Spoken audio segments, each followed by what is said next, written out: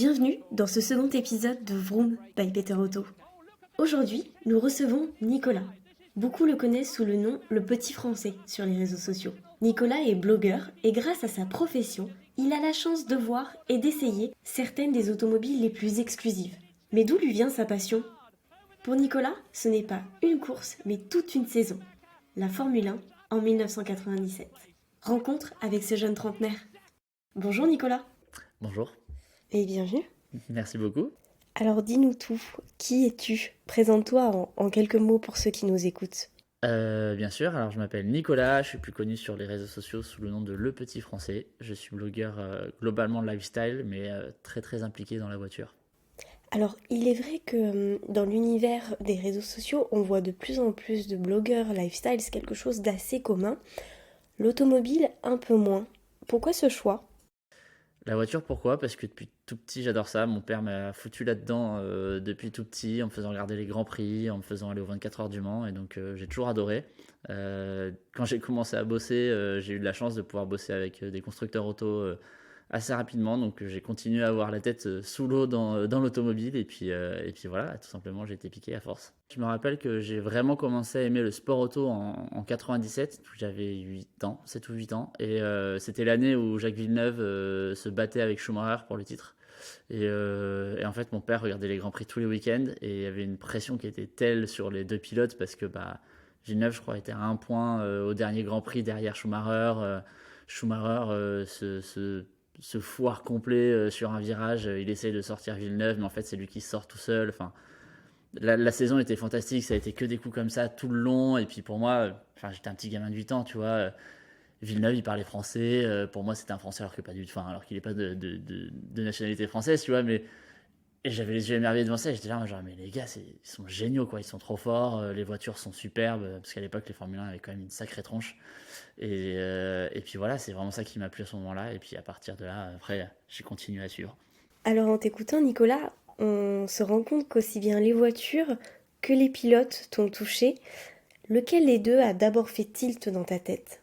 Les voitures déjà, hein, quand t'es petit, tu vois des belles voitures que tu vois nulle part, que tu vois nulle part, et forcément ça t'attire l'œil, tu vois. Là, en plus, c'était l'époque où ils roulaient sur Renault Williams, les Ferrari étaient canons, les Renault Williams, mais les livrées, elles étaient incroyables. Franchement, j'arriverais même pas à compter le nombre de voitures miniatures que j'ai eues sur ces bases-là, c'était quelque chose. Je jouais avec ça tout le temps. Et voilà, donc ouais, je dirais les voitures, et puis après la manière dont les pilotes pilotaient, quoi. Alors tu nous cites Schumacher, est-ce que tu pourrais nous dire ce qu'un pilote à l'image de Michael Schumacher représente pour toi, aussi bien avec tes yeux d'enfant que tes yeux d'adulte aujourd'hui ? Alors, bizarrement, c'est pas le pilote que je sors instinctivement quand on me dit c'est qui ton pilote préféré. Mais tu vois, quand j'étais petit, Schumacher, le mec était trop fort. Il gagnait tout, il était extrêmement bon. Et puis, au fur et à mesure du temps, plus les années passent, plus tu en apprends sur lui, sur les manières dont il a conduit, sur à quel point il était fort en stratégie. En fait, il était fort sur tous les points, et c'est juste incroyable d'avoir des pilotes comme ça où les mecs, tu vois, c'était en 2004 ou 2006, je crois, en France, Grand Prix de France. Schumacher sait que sur la piste du Grand Prix de France, je crois que c'était Manicourt à l'époque, si je ne me trompe pas, il sait que c'est la piste descente la plus courte de tout le plateau. Et le mec, au lieu de faire deux arrêts, comme tout le monde, où du coup il passe énormément de temps à faire le plein de la voiture, il va en faire quatre. Et en fait, il va doubler tout le monde, et il va finir premier alors que le mec est parti un peu loin sur la grille. Et il fume Alonso comme ça, qui lui a fait ses deux arrêts comme tout le monde, alors que Schumacher en a fait quatre, quoi. Et quand tu vois les mecs être capables de faire ça, et surtout avoir la capacité à se dire non, non, les gars, on va pas faire deux arrêts, on va en faire quatre, et je vais gagner, vous allez voir, c'est juste du génie, quoi. Donc du coup, voilà. Quand on parle de sport automobile, j'ai envie de dire qu'on ne peut désormais plus parler de Michael Schumacher sans évoquer Lewis Hamilton, qui depuis novembre dernier a égalé son record de titres. Nous sommes à 7 titres en Formule 1. Que penses-tu du coup du jeune Britannique ? J'adore aussi, franchement. Qu'est-ce que tu peux dire de mal sur ce mec-là? Certes, il roule dans une des meilleures voitures du plateau depuis des années, mais quand tu vois en stratégie à quel point il est costaud, le mec, cette année, il est capable de faire 45 tours sur 60 avec le même train de pneus. tu peux que applaudir. Tu te dis, mais franchement, le gars est trop fort. Il sait y faire avec sa caisse. Il finit avec un pneu crevé. Il finit une course première avec un pneu crevé. Enfin, dans l'année, franchement, certes, il est au-dessus de tout le monde avec la voiture, mais en termes de pilotage et de stratégie, c'est des mecs qui sont. C'est pareil. C'est un gars qui est super, super costaud, quoi. On parle des pilotes, mais de ton côté, Nicolas, t'es-tu déjà retrouvé derrière le volant d'une incroyable voiture, peut-être une F1 ou autre? Alors, pas dans une F1, ça m'est passé très proche. J'ai failli une fois avec Renault. J'ai failli conduire une F1, je crois que c'était la R18, je sais plus laquelle c'était, mais c'était une livrée de 2016 ou 2017, je crois, sur le circuit du Paul Ricard. Et je sais qu'on était deux en finale, enfin deux à être genre en shortlist pour conduire la voiture. C'était Thomas World Supercar et moi. Et puis ils ont fini par choisir Thomas. Du coup, j'étais un peu dégoûté. Et surtout quand je vois les vidéos de Thomas encore aujourd'hui, qui dit c'était ma meilleure expérience, c'était incroyable. Et tout. Thomas, je t'adore, mais je suis extrêmement jaloux. Voilà, sache-le. Donc voilà, donc F1 jamais. J'ai fait de la Formule Renault. J'ai fait de la Formule Renault, c'était génial. Franchement, les sensations sont incroyables. C'est agressif, la boîte de vitesse, ça te colle. Enfin, c'est vraiment génial. Et après, j'ai fait beaucoup de karting quand j'étais jeune, mais pas de manière licenciée officielle, avec mon père, des courses d'endurance avec des potes, enfin, tu vois, des choses comme ça. Et j'ai eu la chance de faire plusieurs courses d'endurance avec Audi, parce qu'à l'époque, Audi faisait un programme qui s'appelait les Audi A2 Experience, qui étaient des courses d'endurance de 6 à 8 heures sur des Audi A3. Et j'ai eu la chance de faire 3 manches de ces courses-là. Donc j'ai fait Circuit de Catalogne, j'ai fait Manicourt et j'ai fait la Laponie, donc sur glace. Donc voilà, c'était génial comme expérience parce que tu es en équipe. Il faut gérer tous les consommables quand tu es en train de tourner. Il faut faire attention à pas faire de conneries pour rentrer dans les autres, à garder ton rang. Tu as ton instructeur qui à l'oreillette te donne les instructions du vas-y c'est bien, continue comme ça, ou faut que tu tapes un peu moins dans le carburant. Enfin, c'était vraiment génial comme expérience et ça me donne vraiment envie d'être plus souvent dans un baquet. Tu as donc fait plusieurs circuits.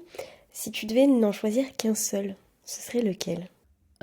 Spa. Spa, c'est. Franchement, il y a plein de circuits qui ont des tracés qui sont géniaux et qui sont vraiment canons à conduire.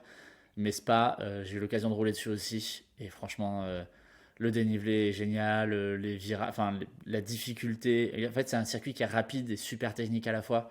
J'adore conduire dessus, que ce soit que ça ait été dans une vraie voiture ou que ce soit en sim racing. C'est vraiment un des circuits que j'apprécie le plus. Et tu te sens plutôt attiré par les voitures modernes ou classiques? J'aime les deux. J'aime moderne et ancienne. Tu m'aurais posé la question il y a 2 ans, je t'aurais dit moderne. Aujourd'hui, je suis plutôt attiré ancienne parce que du coup, je me suis acheté une première voiture et c'est une ancienne. Donc franchement, non, j'aime les deux pour des raisons totalement différentes. T'aimes l'ancienne parce que c'est rudimentaire, parce que c'est plus agressif, parce qu'il faut en prendre soin, parce que ça sent un peu le vieux, parce que ça sent l'essence dans l'habitacle, des choses comme ça. Et j'aime les modernes quand tu dois faire de la route et que quand tu roules à 130 sur l'autoroute, t'as pas un bruit à l'intérieur, t'es comme si t'étais dans ton salon, quoi. Donc il y a des raisons différentes, mais j'adore les deux. Franchement, j'adore les deux. Nicolas, tu nous parles de l'acquisition d'une voiture de collection récemment. Il me semble que c'est un véritable projet que tu as monté, que d'ailleurs les internautes peuvent aller voir. Il s'appelle le projet 911. Raconte-nous tout. Quelle est cette aventure? Ouais, complètement. Du coup, jusqu'à l'année dernière, je voyageais beaucoup. Forcément, avec le premier confinement et l'arrivée du Covid, très vite, j'ai compris que j'allais plus pouvoir voyager. En tout cas, l'année dernière, je pense que cette année, on est bien parti pareil pour pas voyager. Et du coup, très vite, je me suis dit, bon, ok, qu'est-ce que ça va être mon gros projet de cette année? Qu'est-ce que je vais pouvoir faire cette année qui va vraiment m'occuper?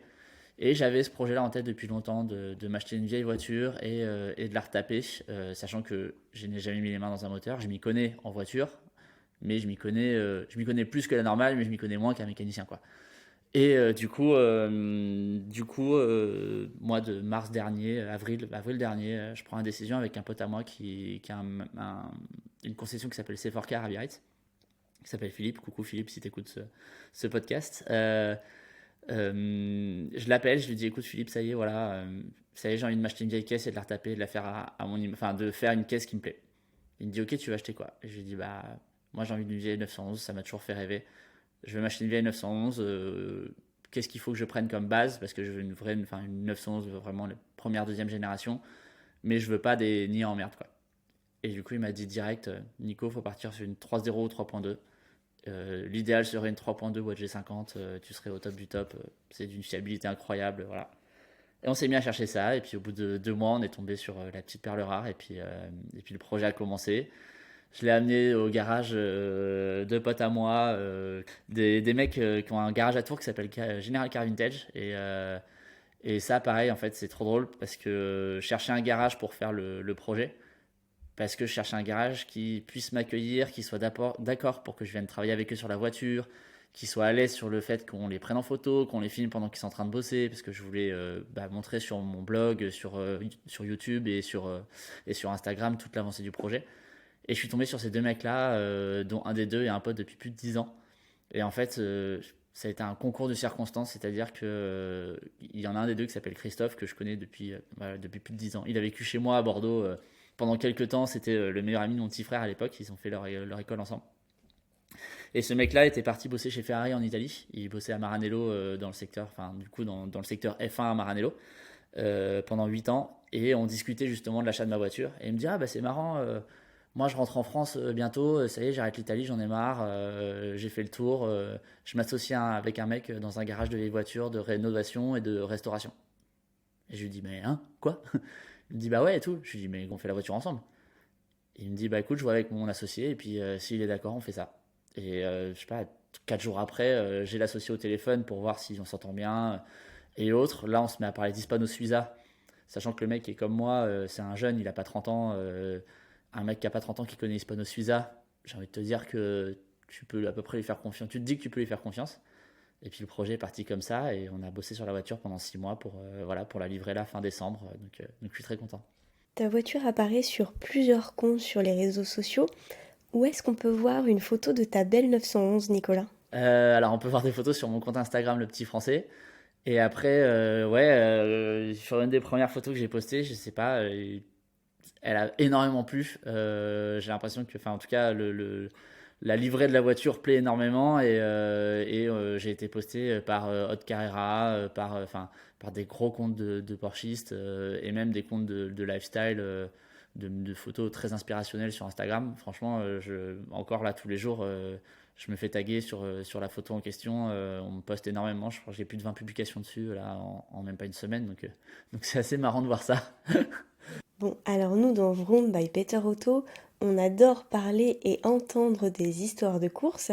Est-ce qu'un jour, tu vas emmener ta belle 911 sur circuit et la faire éventuellement participer à une course automobile? Écoute, j'aimerais bien, on verra.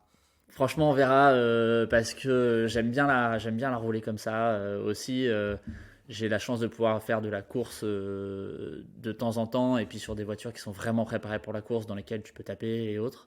Tu peux taper dans la pédale, hein, pas taper les autres. Mais du coup, si j'ai l'occasion d'en faire, ouais. Mais je pense que si je suis sur piste avec d'autres gens autour de moi, je serais trop flippé pour la voiture. Donc je sais pas si. J'ai mis tellement d'efforts dedans et tellement de sueur dedans avec les gars que ça me ferait vraiment flipper d'être sur piste avec d'autres mecs avec. Après, il y a quand même un esprit gentleman driver. Complet, il y a un esprit de gentleman driver complet. Surtout, je l'ai vu au Tour Auto cette année, quand tu les vois sur les pistes, et les mecs, ils ont des voitures à plusieurs millions et il y en a pas un qui touche l'autre. Ils se respectent énormément. J'ai pas encore ce détachement, j'ai pas encore suffisamment ce détachement pour pouvoir le faire. Allez, dernière question pour clôturer cet entretien.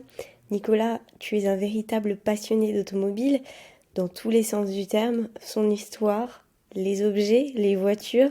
Et en parlant d'automobilia, si tu ne devais prendre qu'un seul objet lié à l'automobile, en dehors bien sûr de tes clés de voiture, qu'est-ce que ce serait? Je peux en dire deux. Allez, super. Le premier, ce serait le cadre que mon petit frère m'a fait pour la voiture. Il m'a fait un super cadre 911 en reprenant tous les codes de ma voiture, enfin en reprenant ma voiture. Et c'est une illustration, elle est canon, elle est dans mon salon derrière toi. Elle est trop belle. Et le deuxième truc, c'est le cadeau de départ à la retraite de mon grand-père qui a travaillé en tant qu'ingénieur chez Hispano Suiza pendant des années.